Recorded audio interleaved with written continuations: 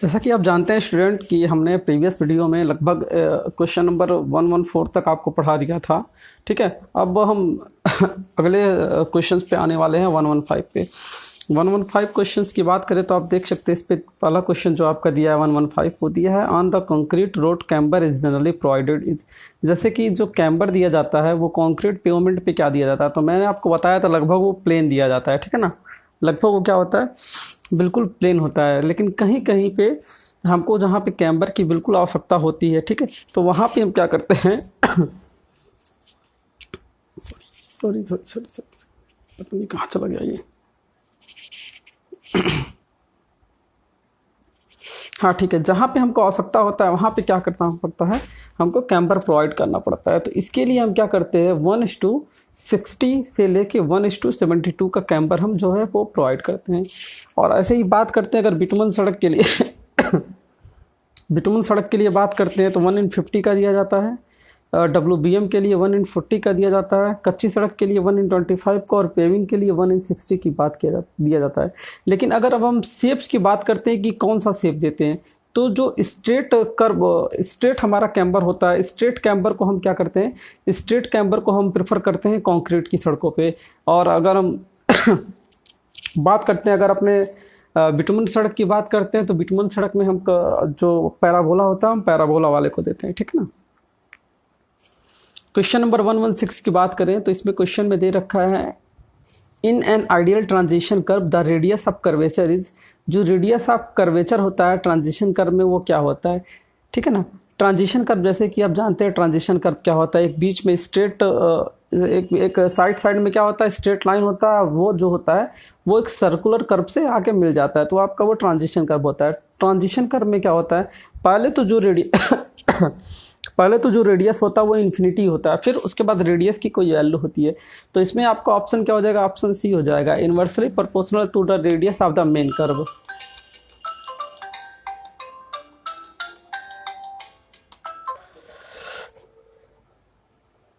Okay students, हम बात कर रहे थे आइडियल कर्व के बारे में बात कर रहे थे। ठीक है, जो आइडियल ट्रांजिशन कर्व होता है उसमें जो रेडियस ऑफ कर्वेचर देते हैं उसका प्रोपोर्शन क्या होता है, तो वो जो था इन्वर्सली प्रोपोर्शनल होता है radius of the main curve.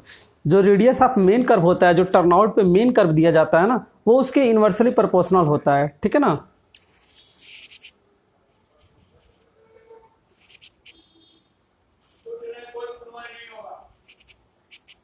कुछ और क्वेश्चंस की बात करते हैं, जैसे कि 113 नंबर आप क्वेश्चन 113 नंबर तो कोई खास है नहीं 114 नंबर क्वेश्चन की बात करते हैं। हॉरिजॉन्टल कर्व हम हाईवे आर प्रोवाइडेड। जो हॉरिजॉन्टल कर्व हम हाईवेज पे प्रोवाइड करते हैं ये उसके बारे में है, उसके बारे में हम देखते हैं। यहाँ पे क्या दिया है, to break the monotony of driving, to discourage the tendency to increase the speed, to decrease the mental strain on driver, all of the above. देखिए क्या बोल रहा है, जो हॉरिजॉन्टल कर्व हम हाईवे पे देते हैं वो क्यों देते हैं। देखिए अब मैं आपको एक फैक्ट की बात बताऊं, बात क्या होती है कि अगर आप जो आपका हाईवे है, हाईवे पे आप किसी तरह का अगर बहुत ज़्यादा कंफर्ट वाला रोड दे देंगे तो उससे कई सारे नुकसान होते हैं। ड्राइवर को पहली बात तो नींद आ सकती है जिससे एक्सीडेंट की संभावना बढ़ सकती है।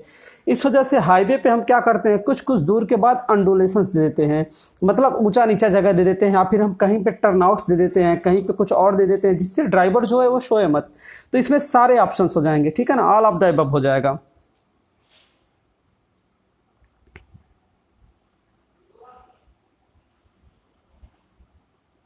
बाकी तो न्यूमेरिकल चल रहा है। ठीक है, अगला क्वेश्चन देखिए क्या है। अगला क्वेश्चन ये बताया है टोटल रिएक्शन टाइम के बारे में बताया है। जो स्टॉपिंग साइड डिस्टेंस होता है उसमें टोटल रिएक्शन टाइम एक टी होता है, तो मैं आपको टोटल रिएक्शन टाइम के बारे में बताया था। टोटल रिएक्शन टाइम जो होता है वो PIEV थ्योरी पे काम करता है। ठीक है ना, PIEV थ्योरी हम आपको बताए थे। तो उसमें क्या होता है कि जैसे आप किसी बाइक से लड़ने वाले हैं या फिर आपके आगे कोई बाइक ओवरटेक करने के लिए निकला, तो आपके पास कितना समय होता है उस चीज़ से बचने के लिए या उसको ओवरकम करने के लिए, तो उसका 2.5 सेकंड होता है। मैं आपको बताया था, ये न्यूमेरिकल डाटा में यूज़ भी होता है काफ़ी ज़्यादा। हालांकि आप लोग के सिलेबस में न्यूमेरिकल नहीं है, लेकिन आप ये जानिए कि जो रिएक्शन टाइम होता है ना वो IRC के अनुसार स्टॉपिंग साइड डिस्टेंस के लिए 2.5 सेकंड लिया जाता है। नेक्स्ट क्वेश्चन है the stopping sight distance on a single lane road having two way traffic is equal to. देखिए जो आपका स्टॉपिंग साइड डिस्टेंस होता है वो सिंगल रोड टू वे के लिए क्या होता है, ठीक है। तो अगर हम इसकी बात करते हैं तो ऑप्शन आपका क्या होता है, ट्वाइस होता है। अगर ऐसा कहीं कंडीशन दिया है न्यूमेरिकल में तो हम इसको मान लेते हैं twice of the stopping sight distance. Okay, next question है हमारा, super elevation is use to counter all of the following except. अब देखिए सुपर एलिवेशन क्यों प्रोवाइड किया जाता है, पहला क्या, ओवरटर्निंग ऑफ व्हीकल्स, दूसरा क्या है, the effect of centrifugal force, तीसरा स्पीड, और चौथा एक्सेलरेशन ऑफ व्हीकल। देखिए इसका सबसे मेन अगर ऑप्शन माने तो जो सुपर एलिवेशन प्रोवाइड किया जाता है ना वो क्यों किया जाता है क्योंकि जो हमारा सेंट्रीफ्यूगल फोर्स होता है उसको काउंटर एक्ट करने के लिए किया जाता है, जिससे कि जो गाड़ियों की एक्सेलरेशन है वो एक बराबर बन सके, ठीक है ना, एक बराबर बन सके। क्योंकि अगर सडनली टर्न आउट आ जाएगा तो गाड़ी में काफ़ी ज़्यादा जर्क लगेगा। इस वजह से हम वहाँ पे क्या करते हैं, ट्रांजिशन कर प्रोवाइड कर देते हैं और काफ़ी लंबे में हम सुपर एलिवेशन देते हैं कि हमारी गाड़ी का जो एक्सेलरेशन है ना वो आराम से एक्सेलरेट करके गाड़ी उस पर निकल जाए, ठीक है ना। अब क्वेश्चन नंबर 1 to 7 की अगर हम बात करें तो 1 to 7 में क्या कह रहा है, psychological extra widening depend on the number of traffic lane, पहला कह रहा है। दूसरा कह रहा है mechanical widening depend on the speed of vehicle, ये भी गलत है। तीसरा कह रहा है psychological extra widening depend on the length of, ये भी गलत है। चौथा कह रहा है psychological extra widening depend on the speed. देखिए जो साइकोलॉजिकल एक्स्ट्रा वाइडनिंग होता है ये स्पीड पे डिपेंड करता है। जब हम तेज स्पीड पे गाड़ी को मोड़ते हैं तो कहीं ना कहीं हमारे दिमाग में आता है कि हमारी गाड़ी जो है वो टर्नआउट पे कहीं बाहर ना निकल जाए, तो हमारा यहाँ पे डी ऑप्शन होगा, ठीक है। अगले क्वेश्चन की बात करें, जो हमारी दृष्टि दूरी की गणना होती है ना उसके लिए कम से कम ऐसा माना जाता है कि कोई जो ऑब्जेक्ट है वो 120 सेंटीमीटर ऊंचा होना चाहिए, सड़क से 120 सेंटीमीटर ऊंचा रखा होना चाहिए, तभी वो हमको स्पेशली क्या होगा, दिखेगा।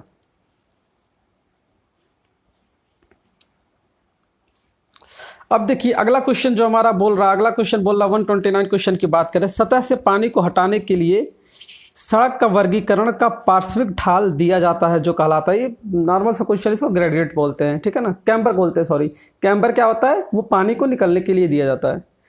देखिए अगला क्वेश्चन आपका 130 बोल रहा है, the stopping sight distance depend upon, stopping sight distance किस पे डिपेंड करता है, total reaction time of the driver, टी पे, speed of the vehicle and efficiency of brake. आपकी अगर ब्रेक बहुत अच्छी है तो आप हो सके बिना सोचे ब्रेक लगा के आप गाड़ी को रोक लें अगर आपका ड्राइवर अच्छा है तो भी ये चीज हो सकता है, तो इसमें all of the above option हो जाएगा, ठीक है।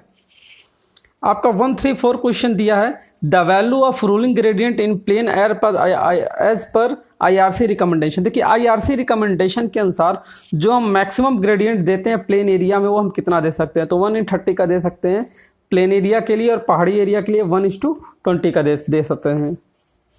देखिए बात अगला क्वेश्चन आता है 131 का, अगर हम बात करते हैं तो क्वेश्चन बोल रहा है रिएक्शन टाइम ऑफ ड्राइवर को जो रिएक्शन टाइम होता है वो क्या होता है, increase with increase in speed, increase हो जाता है स्पीड के साथ, बिल्कुल गलत, सेम भी नहीं रहता है, ये डिक्रीज हो जाता है इंक्रीज ऑफ स्पीड, जैसे ही इंक्रीज होता है स्पीड में ये क्या होता है, रिएक्शन टाइम डिक्रीज हो जाता है। देखिए आप स्पीड जितना बढ़ाएंगे रिएक्शन टाइम आपका उतना ही कम होगा, क्योंकि आपके पास समय ही नहीं मिलेगा अपनी गाड़ी को रोकने के लिए, ठीक है ना।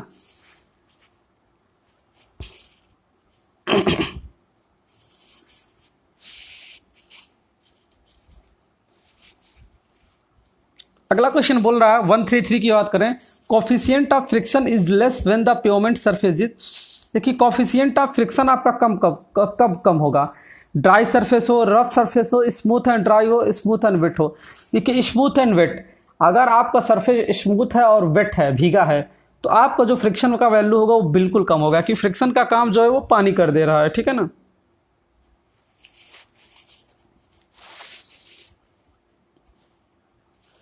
चलिए नेक्स्ट क्वेश्चन की बात करते हैं। नेक्स्ट क्वेश्चन की अगर हम बात करते हैं तो 137 की बात करें तो 137 पे बोल रहा है recommended value of camber for thin bituminous surface is in the range of, ठीक है। अगला क्वेश्चन आपका बोल रहा है रिकमेंडेड जो वैल्यू होता है कैम्बर का थिन बिटुमिनस सरफेस के लिए वो कितना होता है। तो भाई ये कितनी बार हम आपको ये क्वेश्चन बता चुके हैं, मुझे खुद नहीं याद है, 1:40 से लेके 1:50 के बीच में होता है बिटुमन सड़क के लिए, ठीक है। 138 नंबर की बात करें तो ये बोल रहा है 138 नंबर न्यूमेरिकल है, इससे कोई मतलब नहीं है आपको, ठीक है। क्वेश्चन नंबर 140 की बात करें तो 140 में आपका बोल रहा है which of the following which of the following are correct with respect to sub surface drainage of highway. इसमें से कौन सा ऑप्शन सब सरफेस ड्रेनेज के लिए सही है? तो पहला क्या बोल रहा है, the water table should be kept at least 1.5 metre below the subgrade. ये बोल रहा है सबग्रेड के 1.5 नीचे पानी होना चाहिए। दूसरा बोल रहा है कि सबग्रेड के ट्रांसवर्स में ड्रेन प्रोवाइड किया जाना चाहिए। और तीसरा बोल रहा है कि ट्रांसवर्स ड्रेन हर टाइप के सॉइल के लिए यूज किया जाना चाहिए। तो इसमें से कौन कौन सा ऑप्शन सही? तो आप अगर हम ऑप्शन सी की बात करते हैं, ऑप्शन सी में हमारा कौन सा ऑप्शन है, ओनली टू वाला जो है वो काफ़ी ज़्यादा ऑप्शन सही है, ठीक है ना। अगला क्वेश्चन दे दिया है कि इनोस्कोप किसके लिए यूज किया जाता है। तो इनोस्कोप जो होता है वो स्पॉट स्पीड के लिए डिस्टेंस किया जाता है, ठीक है ना। तो इस तरीके से हमारा चैप्टर नंबर 2 खत्म होता है। तो स्टूडेंट्स आपसे मिलते हैं फिर किसी नेक्स्ट वीडियो लेक्चर में चैप्टर नंबर 3 के साथ। तब तक के लिए थैंक यू।